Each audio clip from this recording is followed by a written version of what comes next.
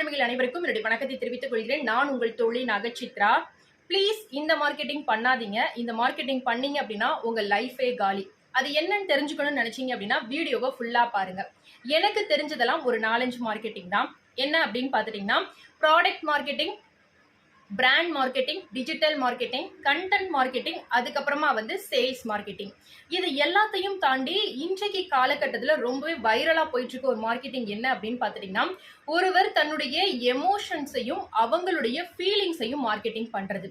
இந்த மார்க்கெட்டிங் எப்பவுமே அவங்களுடைய வாழ்க்கைக்கு பாதகமான ஒன்னாதான் இருக்கும் அப்படின்னு சொல்லப்படுது. நிறைய விதமான உளவியல் ரீதியான ரிசர்ச்லயும் சொல்லப்படுற விஷயம் என்ன அப்படின்னா, இந்த மாதிரி தங்களை பற்றியதான விஷயங்களை ஒருவர் அதிக அளவுல வெளிப்படுத்தும் போது தன்னுடைய உணர்வுகளையும் தன்னுடைய மனநிலையையும் அவங்க வெளிப்படுத்தி அவங்களுக்கு உண்டான பிரச்சனைகளை அவங்களே கிரியேட் பண்ணிக்கிறாங்க அப்படின்னு தான் சொல்லப்படுது. அதனால இனிமே உங்களுடைய உணர்வுகளையும் உங்களுடைய மனநிலையும் எந்த இடத்துலையும் விளம்பரப்படுத்தாதீங்க. அப்படி விளம்பரப்படுத்துறது அப்படின்றது உங்களுடைய வாழ்க்கைய உங்க கையாலே அழிச்சுக்கிறதுக்கு சமம் அப்படின்னு சொல்லப்படுது.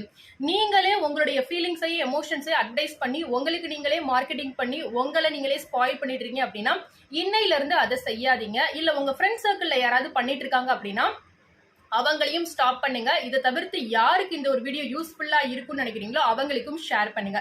இந்த ஒரு வீடியோ உங்களுக்கு பிடிச்சிருந்தது அப்படின்னா லைக் பண்ணுங்க. இது போல நிறைய பதிவுகளுக்கு கமெண்ட்ல சொல்லுங்க. இது போல நிறைய பதிவுகளை கண்டினியூஸா நீங்க பார்க்கணும் அப்படின்னா மறக்காம சேனலை